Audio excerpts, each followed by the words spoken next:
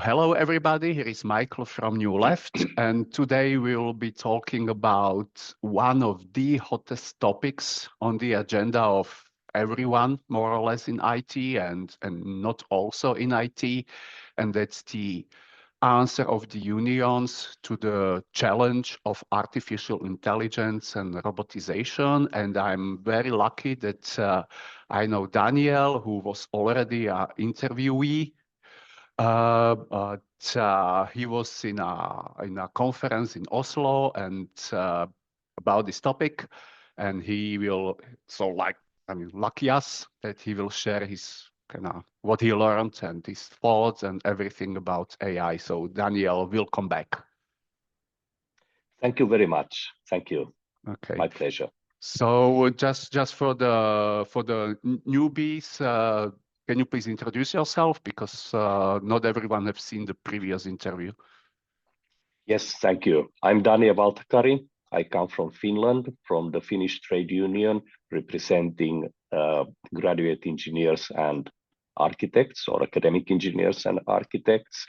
And I'm working half of my work with universities and universities of applied science in Finland, and the other part of my work is international work. I work with federations such as Industrial and Uni, and currently I am also the Uni Global Professionals and Managers Group President. Thank you. Thank you. So let's jump into it. So, what was discussed? What was the mood? Was everyone crying?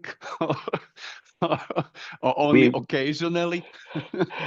We had an absolutely fabulous conference. We were invited to Oslo. That was on February the 20th for one day, a seminar. We call it the Nordic AI Summit. It's organized by some of the Norwegian trade unions. And this was my second time. I was a year ago as well there. And this time I was also invited to be part of the panel discussing the relation between artificial intelligence and the trade unions. What should, for example, be done to strengthen our position as representing the employees. But it was really, really one of the best I have participated at. Well organized. The topic and the speakers were really something that we need to discuss today. And we had from one side to the other side, as we say here in Finland, and everything in between. We had great speakers. Actually, when you say about crying, it was not far away, because we also could see and hear about artificial intelligence being used in modern weapons. So that's not something that is funny. It's really destructive, and it was amazing to see already now how serious that is, and what happens to people, and what machines can do, and especially machines with guided by artificial intelligence. So I hope that that's not a future that we are going to face. I mean, not like the Terminator movies and Skynet, because this was not far away from that. And I'm not joking. I'm just comparing. So you can. I have seen it. The listeners can visualize that what it is about. It's actually, yeah. I think even those videos can be found on YouTube. I'm not sure, but I believe they can be found there. But I don't have the names. No, never mind. But the good side was the positive, that there is so much positive that can be done with and by artificial intelligence to ease on our daily life. Sorry to jump in, yes. Just for clarification, it was only artificial intelligence, or it was robots as well? So you put it into one bucket. Robots. No robots. Only AI. No. Okay, so yes. Only white collar work, basically. Yeah. Basically, but AI. I mean, of the trade unions, we had also others than just white collars represented. or in the seminar or the conference, because AI, it doesn't make difference whether you are blue collar, white collar, or even Well, a management. little bit, yeah, but robots take the Robots menial is part different. and Yeah, AI is just but for example, cognitive work. for example, um, systems that monitor. We talk about algorithmic management. We have those systems both for blue collar workers as well as white collar workers. They might be different, but we still have them. And also, I mean, algorithmic management is something that a lot of people are familiar with. It's different. You can have an artificial intelligence in an algorithmic management system, but you can also do without. So it's very important to keep them as concepts apart and not mix them. We have, for example, for platform workers, we have for warehouse workers, when they run with something small in their hand and from one shelf to the other shelf.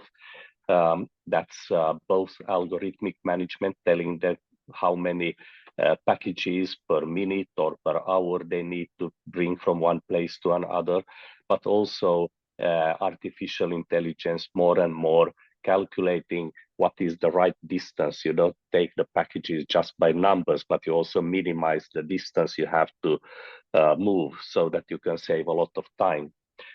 In the office with the white collar workers, there are monitoring systems that count how many clicks you make on your computer keyboard and how many emails you send, how many phone calls you answer to, and so on.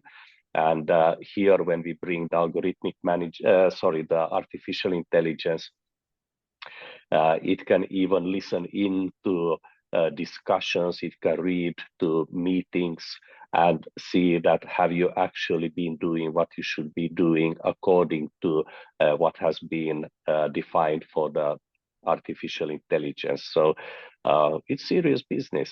No, It's serious a lot. Orwellian stuff. It's Oh, it like is. Yeah, yeah. Imagine if Orwell had access to what we know today about artificial intelligence. What he would kind of a shit book his he would have pants. written? Yeah, yeah. And like in the book 1984, there's no place to hide. I mean, No, some people, they imagine that, okay, I'm not going to use a bank card and I'm switching off my cookies from the computer. And it's if you no, feel yeah. better, it's good, Yeah. but you cannot hide.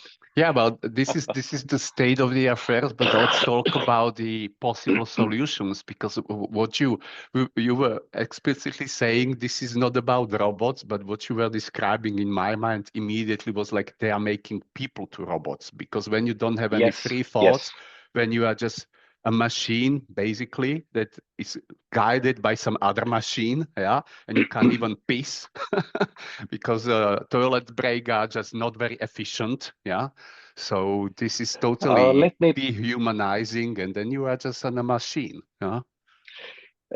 let me take a sidestep before we go back to the AI summit in Oslo. Last year, I wrote a paper for a Bulgarian trade union federation about artificial intelligence as a independent manager. And this is something that about what you just mentioned.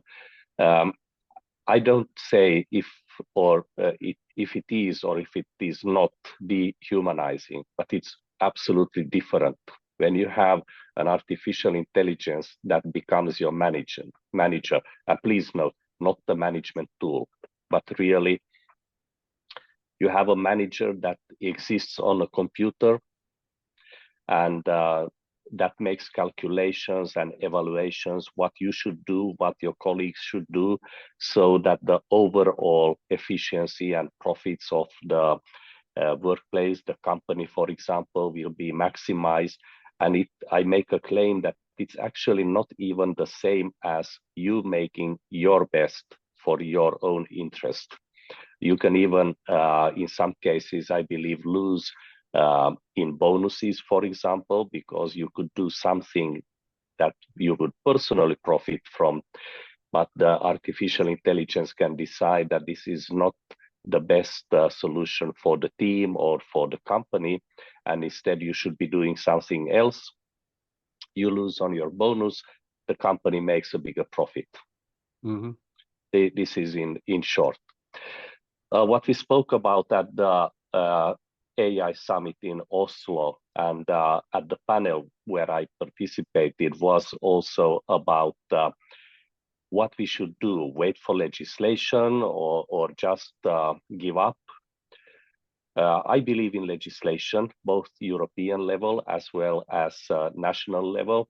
But I also believe before that, we go into that, yeah, you had only trade unionists from Europe there, or were there some Americans? Because that's kind of only mixing from the cards a Scandinavia. bit. Because Americans are kind of pushing the envelope on this technology primarily, from what I gather. So only Scandinavians. Okay. Yes, this was for Scandinavian trade unions, for Yeah, but out of Scandinavian participants. curiosity, what the Yes. Americans struggle with, because they are the first one to kind of get hit by all these positive changes. Huh? Let's come back to that, because you are right here as well, and I think we A, can have a they don't have the legislation that we have in yes, European Union. B, the companies are basically primarily stated from United States. We don't talk about China. That's a different yeah, behemoth completely. But in our Western hemisphere, Americans will be the first to suffer. So yeah. that's why I thought that maybe you invited someone from the States, or not you, but the No, no, Norwegians, so no. that They were not there is an invited. exchange. Okay.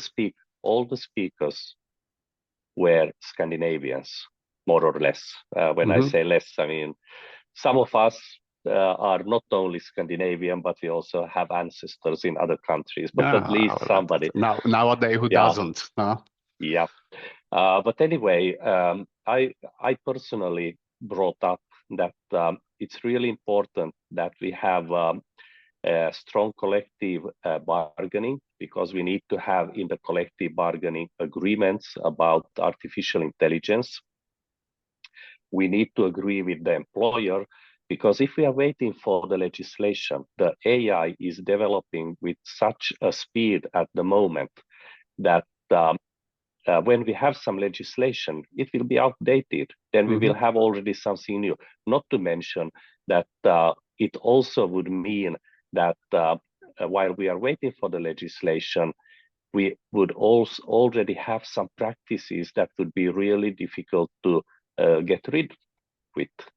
Because companies would say that, but you make legislation and we have been using this for 3 years. It's not possible. Then we have to move the company somewhere else.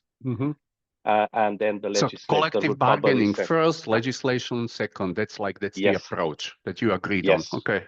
Well, that was my claim. Not that we agreed, but that was my claim. So I misunderstood. Okay. Yeah, and I made a claim because collective bargaining, you can sit down today.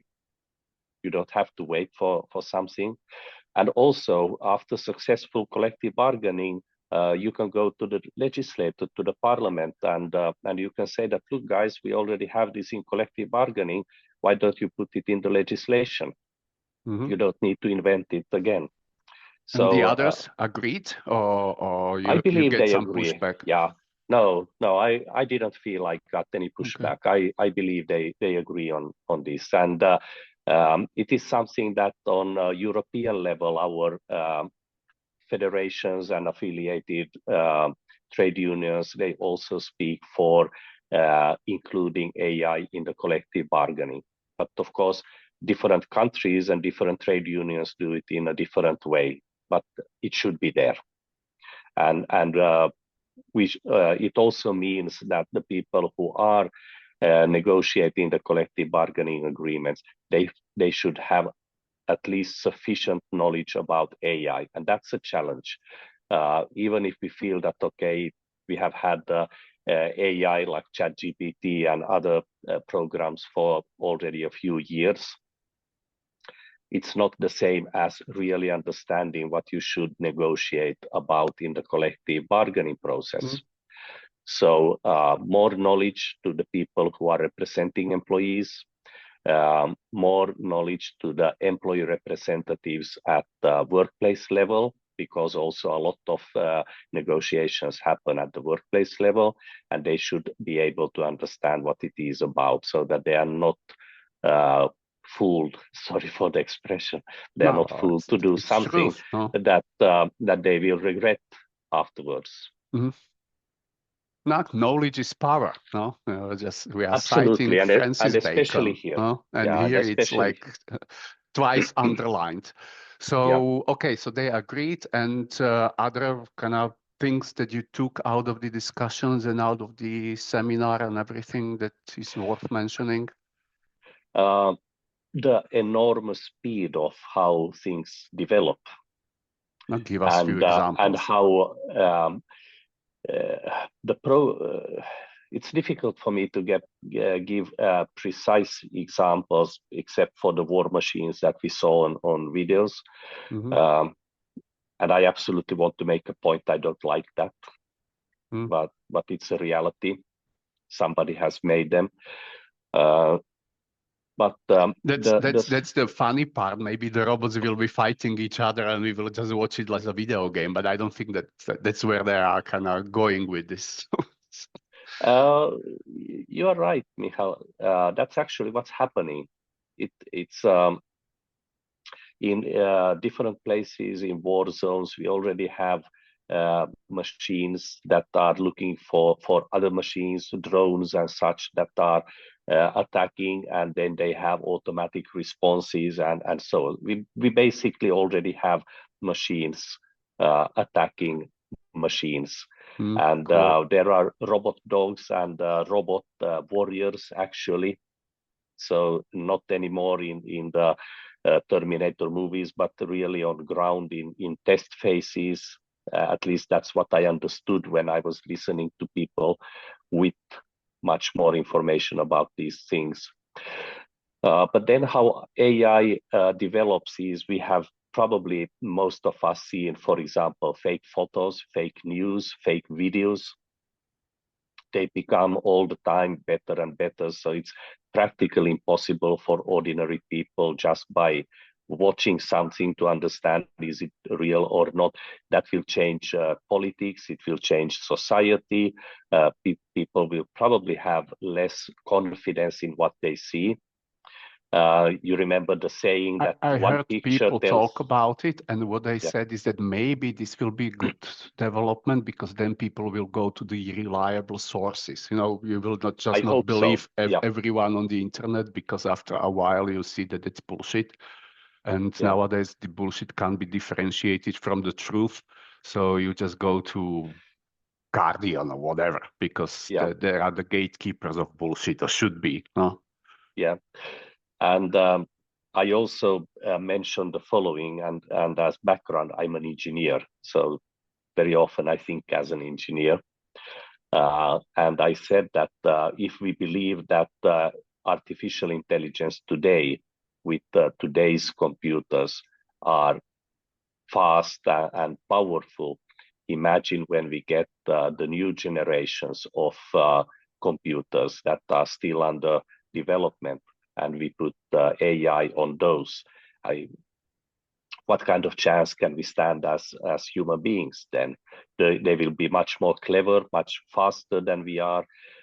Before we have said the question, they have already explored all the possible answers to that question. So we are No, facing a that's a lot of good thing. changes. That's evolution. No? That's just It's evolution. Yeah, the big philosophical question. That's something I wanted to discuss with you as well. But let's postpone that discussion. So, you know, just so except for what you already said, that the strategy should be sounds like first the collective bargaining on the company level or some sectoral level, and only after that the judiciary and whatnot. What else stuck in your mind that should be the approach? And I mean, because in my humble opinion, what we should strive for, this is the biggest challenge, but also the biggest possibility, because work as such should be renegotiated, and the approach to work and the philosophy of work. And I just put some something into the discussion. Literally today, when I was kind of walking here, I was listening to the head of the SPD, which is the party that is in power in Germany. So as politicians go, he's not exactly the least important fella in European Union. And he was talking that Germans should work more, not less, more. So, and he's a supposedly social democrat. So I was like, what the fuck? It's like, Um, yeah, why? Why we have for I don't know 100 years 8-hour workday, and instead of discussing the shorter work days and less hours, this fella, and he was a social demo, he's a social democrat, said we should work more, or the Germans should work more. So, what was discussed on that front? we didn't discuss working hours, and I will now move from Oslo to more European level Hmm. because on the European level there has been much more discussions already about the length Sorry of to the jump work. in. I'm surprised because this is the biggest opportunity for unions, this artificial intelligence, when we Yes, play the yes, game right. Yeah. So I was totally absolutely. expecting that you will be discussing working hours and the possibilities there. Because the We productivity only had. raise is just crazy, like, I will come to that. I will come to that. okay, okay. And please note, I'm in favor of AI, but in used in the right way. No, You that's my use for take the as well. benefit of No, no. If we for play us. Yeah. the cards right, then it will be the biggest improvement on our lives in the history of, or might be, yeah, in the history of mankind. So why the heck not? Yeah, and even if we speak that we are going to lose a lot of workplaces, but at the same time, new workplaces will be created. Then Now, we even need. if not, the work is not the problem. Work shouldn't be the discussion. The Yeah. wealth distribution should be the discussion. We generate all the wealth, and who's benefiting? That should be the discussion. Well, uh, now I'll take that one. No? Good. And there have been a discussion among unions and with my colleagues on European level that AI brings more efficiency, and then how will be the profit distributed, and um, who says that there will be a profit to distribute. And I will explain this.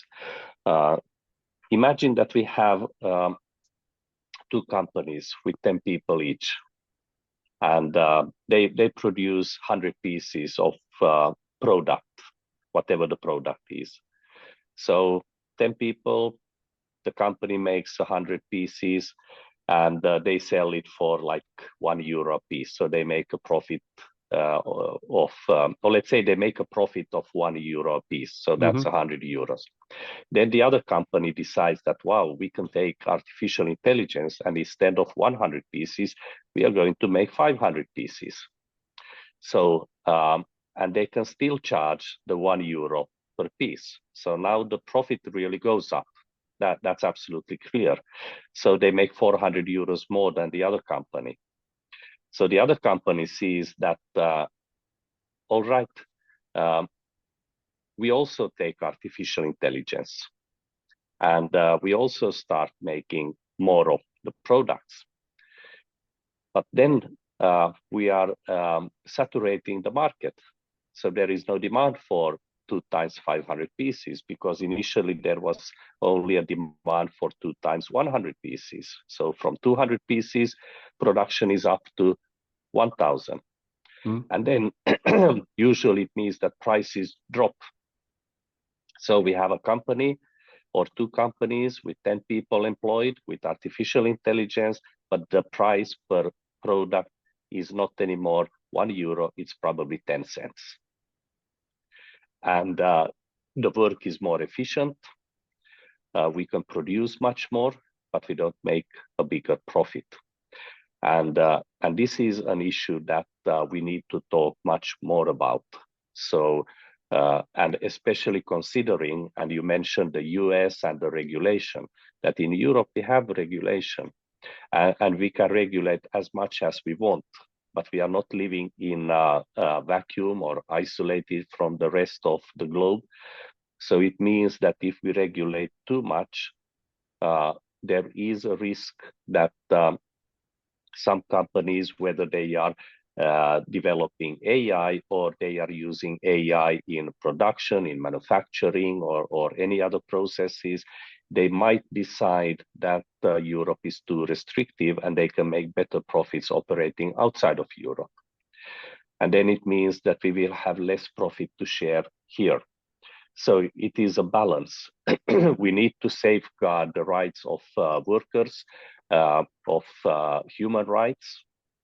But at the same time, if it means that we lose major players, we lose big production, we lose the research and development of, again, for example, artificial intelligence, then we are just outplaying ourselves. So it's a very delicate balance, and we need to be careful to make the best of it, but not to lose it. And I don't think anyone has a straightforward solution to this one, but it also leads us back to collective bargaining, where employees directly and trade unions can tell employers and politicians what we need to have to safeguard people in our societies, in our workplaces here in Europe, and then how we can together tackle the competition that comes from outside of Europe, whether it comes from the US or it comes from China, doesn't matter, but we have to face them.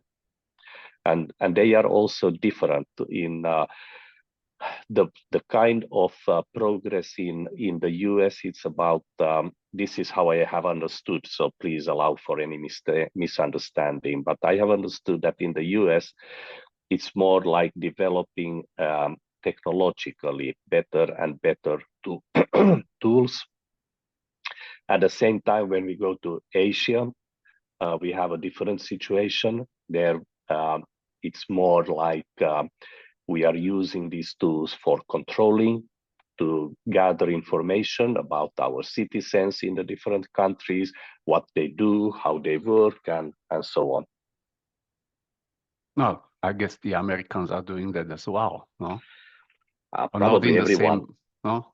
Probably everyone does who has access to. Maybe the Chinese just do it openly and the Americans are doing it hush-hush, under the radar and pretend that they are not doing it. But no, we have seen what happened with OpenAI a few weeks back and Anthropic, how they said that, nah, maybe, no, this is not the way to go. But do you know what happened in Finland just in the past week? Tell me. In Finland, we had decided, or our government, I mean, not only the ministers, but ministries and all the governing bodies had quite recently decided that we are going to add some of our actually very critical data to US cloud services. Okay. We have been backtracking on that now this week, that maybe we have some other solutions. Let's think about it once more. And it's exactly because also what you indicate here, we don't really know what they are doing. And you know probably, and at least I'm aware of the case with this European justice whose email was blocked and access to his OneDrive, just because somebody snapped with his fingers and said that I'm the president and you shut this guy down. And that's what happened. So we are actually... Now, this is also a question I wanted to ask, how you want to tackle the situation, because it's like the arms race in a different sphere, or cultural arms race or technological arms race. So, as you said it yourself, that it's a thin red line between being supportive of the workers and not to kill the industry. So, what will be the approach of EU? I mean, my strong stance is that we should develop our own technological solutions to whatever we need, no? And not import it from China or from, I mean, if Slovakia doesn't do it because we are too small, well, so be it. But European Union is fucking huge. So it's It is big. it's a Yeah. lost opportunity that we have to buy it from Americans, a big chunk of it. I mean, when the Russians were able to build their own technological solution, that sure as hell can we. We were just lazy, I guess. You know, like it's easier to buy it than to develop it. And we were Yeah, too and inured to Americans and used to it that this relationship will be only, butterflies and roses. And now the reality is yeah, struck us and heart awakening. But okay, let's we build it ourselves. You are an engineer, so let's bring the ideas forward. uh, And I'm not laying I, any pressure on you, man. Yeah, it's not like you done no, enough. no, no, and I believe that everyone watching us also have some ideas, and we should respect those ideas. We should listen to people. As an engineer, I would say that it's not a technical problem. I mean, you put some money, and we have really smart brains in Europe. Let them do it, and they will do it. It's more like an economical matter. Uh, Even um, cultural, I would say. That's the problem of but European let's Union. We start. are too divided, no? Yeah, but let's start with the economical, because if it is cheaper to buy something ready, whether it is from the US or China, doesn't matter. Instead of putting a little bit of extra Yeah, but money and that's developing the ours. big if, yeah. Cheaper, what does it really mean? Because when you consider the externalities, like suddenly with snap of our fingers, it's not working anymore because whatever, then as cheap goes, Exactly. this is exactly cheap. Yes. Yeah? Um, we have, I just compare, we have this other kind of European legislation that if you purchase something big, I mean, like a municipality, for example, um, you have to give different companies the chance to compete about this. And who wins? Usually the one with the lowest price. Mm. And that lowest price is for the near future, immediate future. So for the next 1 to 5 years, that is the cheapest solution. And this is how far politicians and administrative people and others they look, because then they can justify that we did as the legislation said and we chose the cheapest one. But if you say that, look, after 10 years, this school or hospital needs to operate, or we have some computer systems, and we cannot all the time buy new applications to support it, because that becomes really expensive. So instead, we should have a life cycle price on whatever we do, including developing European alternatives, artificial intelligence, cloud services, everything. But we should not look at what is the price when we purchase. We should look at what is the price for society in the next 20 or 30 years. Mm. That would be completely different. No, because I was listening to Germans and the discussion about Palantir, because I don't know whether you heard that they are discussing it right now, whether they were running in the test phase kind of for a couple of years in Hessen, I think, and then another Bundesland. The police was using Palantir, which is first thing, it's nice. It's like it was obvious that they didn't want to use the name Palantir, so they renamed it and called it whatever, some German bullshit. So first indication something is shady. And the other thing that stuck in me when I was listening to the discussion is that in the end, it's not really that cheap, because when you consider what is the license, how expensive it will be for the whole German government to buy it for all the what 16 or 70s Bundesländer in Germany. So it was like hundreds of millions of euros. So those guys that are discussing the immediate, Yeah, for this money we can do it ourselves, and we don't have to yeah, send our data to wherever. And this fishy pseudo German fella from South Africa will be kind of snapping his fingers on our policy investigations, no? yeah. Actually, good that you mentioned Germany, because I recently read that there is one part in Germany where they actually have local legislation that they have to use local programs, European or German programs. They are not allowed to use Microsoft or other foreign programs. If they can do, why can't we copy it? And then also, if somebody has a working solution, why does everyone else in Europe need to start doing their own solutions? Well, just before we started with you today, I was reading news. We had a couple of drones, Ukrainian drones on their way to Russia here on the other side of our border, and they got lost and fell down in Finland. No injuries, no harm, but it's first paid news here. And today we can read that the Finnish government or the Finnish authorities, they are planning a system where we can then on the mobile phone, we get a message that now we have some drones lost again or flying here in Finland, and that this program will be ready by 2027, end of the year. At the same time, in Ukraine, they have this already. Why don't we buy them?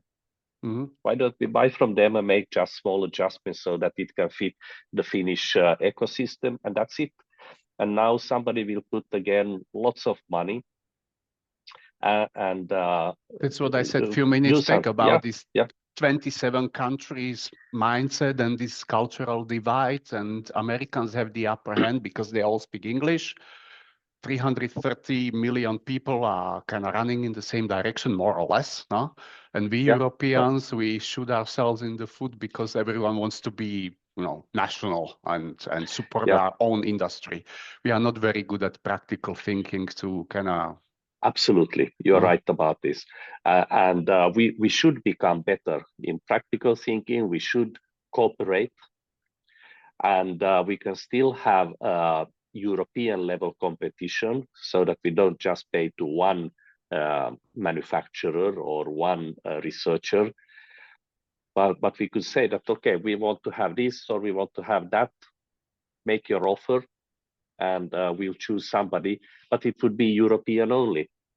And it goes for everything, for our infrastructure, for our governments, even for our military. And this is now two guys talking, or this was kind of like under the, current in Oslo? This was the vibe. No, this was not.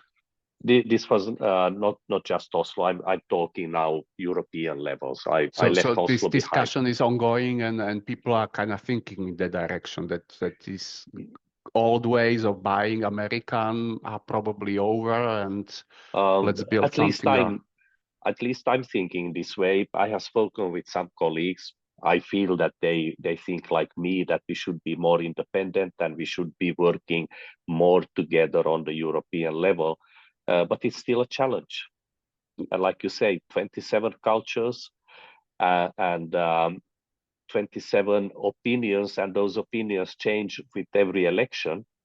So it's not so easy. There is constantly a movement inside of European Union. And if we think that the US, they have 52 states, so they actually have twice more than we have in Europe.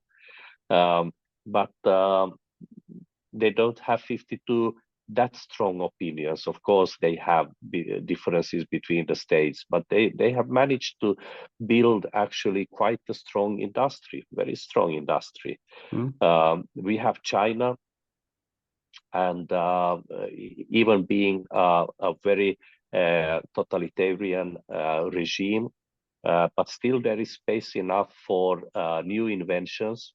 Mind you, they are not in our favor, but they are still technologically new inventions, and they make companies compete against each other, as far as I have understood.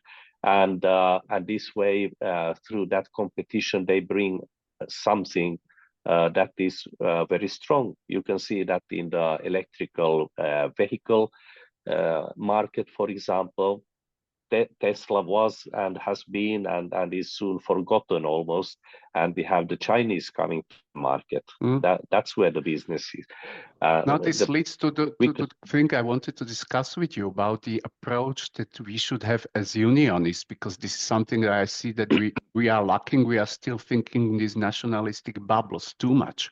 And what I would love us to see and do is that, or what I would love to see us to do is to think more pan-Europeanly, I feel. Well, it's a strange word, but the identity of Finns, Slovaks, Germans, Austrians, whatever, shouldn't have the upper hand all the time, because nowadays it has, and it's not exactly working in our favor. Huh? When you look at our place in the global stage, then we are kind of losing momentum exactly because of these two, in my opinion. Huh? That's up for discussion now, because of this two nationalistic approach of 27 countries doing their own thing, and we have to protect our borders and whatnot, and our people, and this is kind of, as strategies goes, this is not the best one, in my opinion. So I would love us to go more into the pan-European mode of thinking and more collaboration. But that's me. Tell me what the others are thinking. What was the mood or is the mood in the circles where you are running? In my circles, where with the people I meet professionally and talk with, I believe there is interest towards this pan-European mood or mode, like you say. But also there is at the same time very strong nationalistic approach or protection, even among the trade unions. Yeah, but from the same people, because I can understand the nationalistic politicians. Even from the same people. It depends on what you are discussing. Are you discussing something that is not that relevant for their particular trade union? They are for sure in favor of pan-European. Are you discussing something that is actually the core business of the trade union they have, whether it is industry, agriculture, or services? Immediately they become very protectionistic. Imagine you have three balls on the beach, different size. You have one like a tennis ball, and you have one football, and then you have the big one, the beach ball, the inflatable from the childhood. So the small ball, that is the protectionistic, that's the nationalistic, that it's only us and it's only our country and our people. And then you have the huge ball, and that is the global one.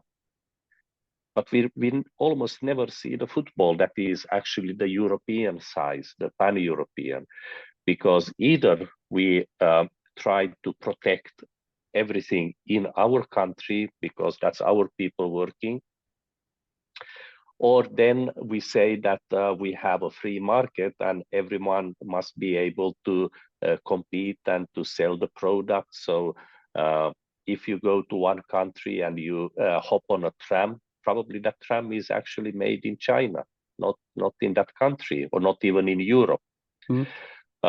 And what I try to say with this example is that we should have all the three of them. We should have nationalistic approach in a healthy way, so that we have some basic national things that we do, that so we are self-sufficient to a certain degree. We have agriculture, we have production, we have education.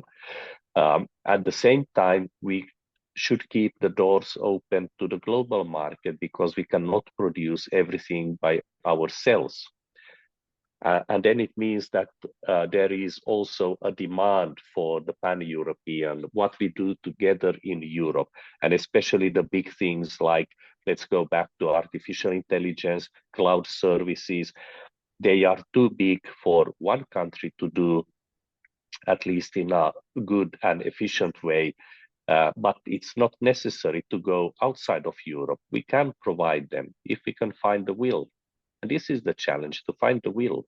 No, but this is what I'm constantly discussing with people, or trying to make them understand, that the educational part of our civic association, that people don't know that nationalistic view is actually made up, that it's 200, 250 years old concept, sorry.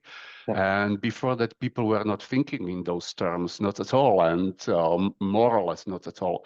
And the thing is that when we go to the school, we actually embrace and kind of like propaganda machine is working on our brains, and we are kind of, you know, we have the lyrics of the poems and whatnot, and the flag is waving and whatnot, but this is all kind of artificially ingrained into us. Yeah. We are not as much nationalistic as we can, as the people are made to believe, because in reality we are more European than people of knowledge. And this is, in my opinion, the failure of trade unions, that we don't explain this to our members, that the schools of yesterday, when they were in school, were actually not as objective as one wants to believe about these topics now. And most people don't have a clue that the nationalistic identity or national identity is made up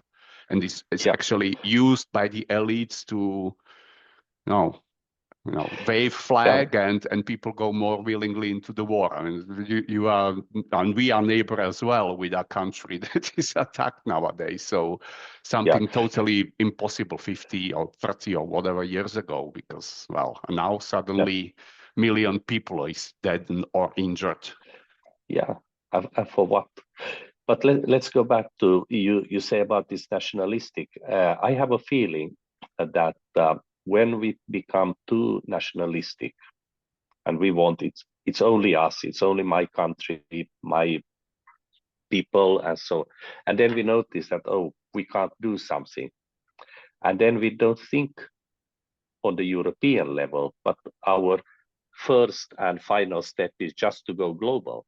And then we buy the services like cloud services, artificial intelligence services, um, instead of thinking that, okay, if this is too big to do on national level, but maybe we have the European level. Mm? No, we think national level, too big, let's go big then. And then we go on the global level and we lose. That's the problem. Because when we go directly to the global level without exploring the European dimension, then we lose a lot of opportunities for research and development to research and create new products. We lose manufacturing, whether it is IT programming or it is building something like cars or something. And actually an investment, even if the initial investment might feel more expensive. Let's say we have cloud services. So it will for sure in the beginning be more expensive to invest in European cloud services. But when we pay more money, we pay to European companies who employ European people. And these companies and these people, they pay taxes back to the European countries. So actually, that money is coming back. In the But long if run, it's cheaper. That's yeah, the it's irony of cheaper. Yeah, this it revelation. is. That Yeah.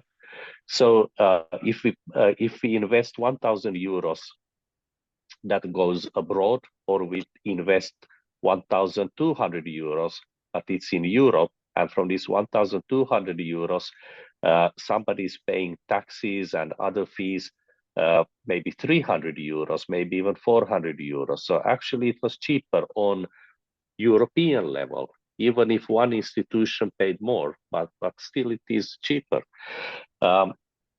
This brings me slightly to a connected topic.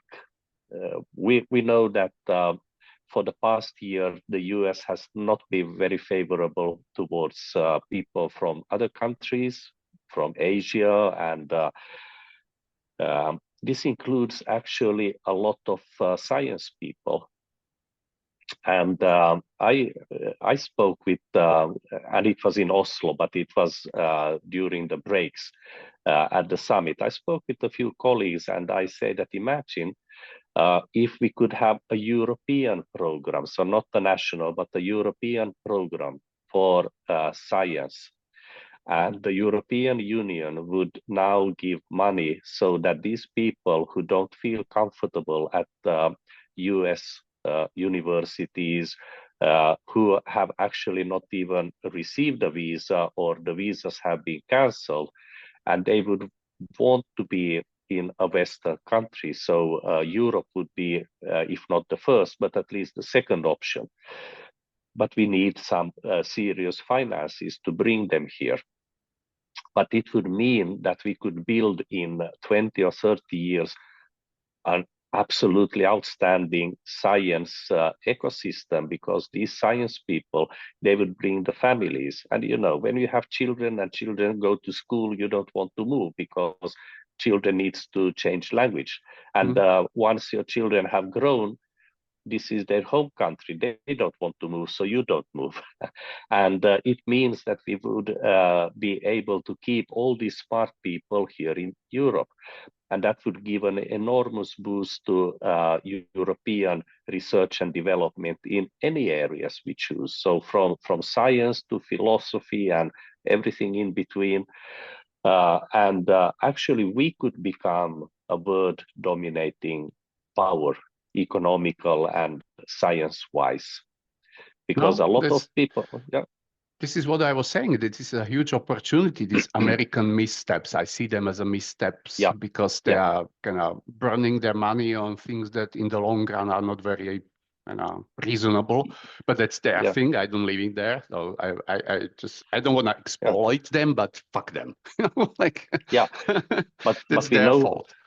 No, we so know we for should sure do that something about it and then bring these people in. I have heard that the French are kind of doing they have something done. about it, but Yeah, as as nationalism goes, this is again the pretty yeah. example that instead of I this don't big know. umbrella of transnational or pan-European approach, Yeah, everyone wants to bring I in don't their know own. about the French, the numbers the French have brought, but just for a mental exercise, let's say that if the French have brought 100 science people, and maybe the Germans, and this is just a fictive example, Hmm? but if we would put the European power together and we would have a European program supporting this, and with program I mean also finances, we could easily bring in 10,000 top level science people with families and everything to Europe. That would be huge. Hmm? And let the people choose in which country they would go. Some would go to France, some to Germany, some would come to Finland or Slovakia, and then you would be offering them something more than they can get now. And uh, for a lot of these science people, I believe that one main reason to This go is to two the people US is talking, but are the unions talking about this? Because no, it's like a no, no. shooting the This breeze is that more. we are talking about it. But the unions and the Uni Global and Uni Europe as the biggest I union in European Union should be talking about this.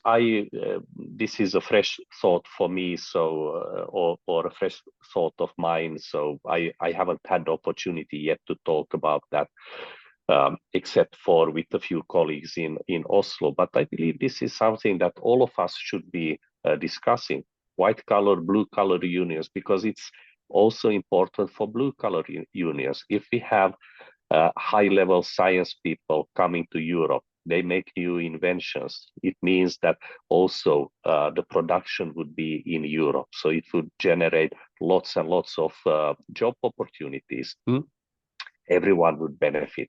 So if governments would give some extra money to the European Union for this kind of programs, that money would anyway come back to the national level, and it would generate revenues from the profits, and it would generate revenues from taxes.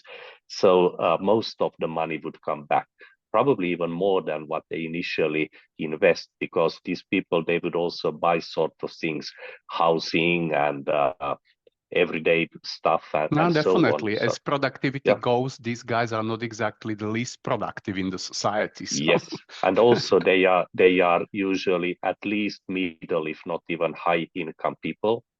I'm talking not about millionaires, but still, they would have good salaries, so they can buy a lot and plus, we don't have to pay for the kindergarten upbringing, the school upbringing, the high school upbringing, and maybe even their basic university. So, we were talking about the foreigners from wherever, and that the salaries will be paid off easily for the investment because we will get fully baked people. Because I was yeah, saying we yeah, didn't have to pay for the kindergarten, for the yeah. schools and anything. So as investment goes, it's actually pretty cheap. So But just this I is hope that actually the some U.S. pragmatic system. heads, no, yeah, This is yeah, the U.S. yeah, system. I yeah, mean, yeah. who are the top people? Uh, I have the feeling that most of them are people who went to school in India, Pakistan, China, and other countries. And how many have become top scientists based on the American school system Mm, compared to what they have? So mm, yeah, we would definitely win on this. mm. So let's talk more about I mean, we are talking for an hour, so let's wrap it up slowly about the approach for the next 1 or 2 years, probably. So what were the outcomes from Oslo and from all the discussions and the approach that you think is the best one? We already spoke about the collective bargaining, but something else that stuck with you that is kind of important to Uh, mention? in in addition, and as part of the collective bargaining, it is that we have to raise the level of knowledge. So that includes our members, it includes definitely our employee representatives, and it absolutely means that the people working in the trade unions must understand the meaning of AI and the importance for the future, and also the fact that we can really not live without this. It's not an option to say no, but I also heard we have one Scandinavia union, I'm not going to name it, but they have a total ban on using artificial intelligence in the trade union work. Okay. So let's see how far and how long they will survive on this, because I mean, the world has changed. And for me, if somebody makes a decision like this, I would ask myself that, do those who made the decision really understand what they decided? Do they have enough understanding? And this is the same question we all need to ask ourselves. If we are afraid of AI or we are against AI, do we have sufficient knowledge? Do we understand how much we can make for our work?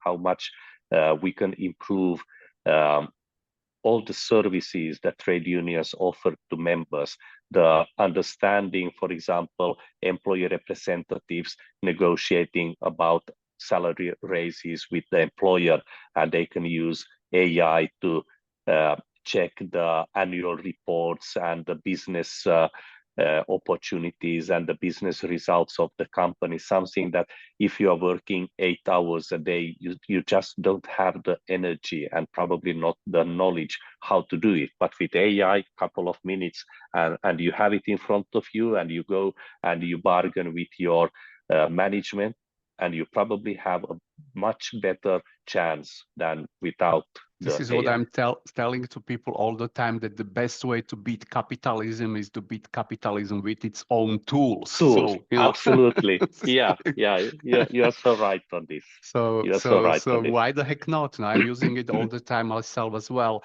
And well, But we what are to, unfortunately behind. We should be much further ahead. well, We it are is too what it slow on this. is, no? Yeah, but it This is. but we should not I be mean, you satisfied with said it. it yourself now with this approach that the ban on AI in some unions, the mindset isn't exactly very progressive in unions in general. Yeah, So, yeah. that's for Yeah. another discussion. Why the heck are we like this? But that's just nature of the beast. So, as I said, what is the take from this one-day gathering? So you are saying education, learning more. What else stuck with you? Collective bargaining, learning more, and making sure that we have the right kind of legislation. And what is the mood in the companies that you are presenting? Not only you, but the other guys, well, you met from multiple countries there, about the whole situation in, I guess, in primarily IT, I guess, maybe telecommunication. I guess those are the companies We that had are... finance and we had IT, we had all kind of trade unions. Yeah. The So, mood, you know, because are they feeling under attack, or are they kind of, but these it's were not there Scandinavian yet? unions. These were Scandinavian Yeah, but unions. still, you know, like that, this, as challenges go, this is a huge one, AI. So it is. But already the example that we have an AI summit organized by Scandinavian unions for Scandinavian unions proves that in Scandinavia we have understood the importance and we are actually doing something. the only ones in European Union, or as far as I know, okay. I have not heard about any similar kind of activities elsewhere. Germans, and when you consider, probably, I don't know, maybe Verdi I is doing haven't heard. something. Have you heard? I don't know. I will be meeting with them in Copenhagen in 3 weeks. So this is one of the discussions I want to have, because this should be pan-European approach, no? This is even if you Scandinavians save yourself somehow, when the rest of Europe is struggling, then you will be struggling, because we are intertwined in European Union. That's my take. Correct. So, you know, it's correct. Maybe you will be just the last that will be losing, but in the end you will be losing as well. So, you know, just race to the bottom shit. So who needs this? So that's why we should collaborate more. Okay, so thank you very much. Unless you have some last words that you wanted to bring forward before we wrap it up about anything. Just to encourage everyone, don't be afraid, learn more. Okay, cool. Thank you, Daniel. So thank you. Till next time. Yeah. Thank you.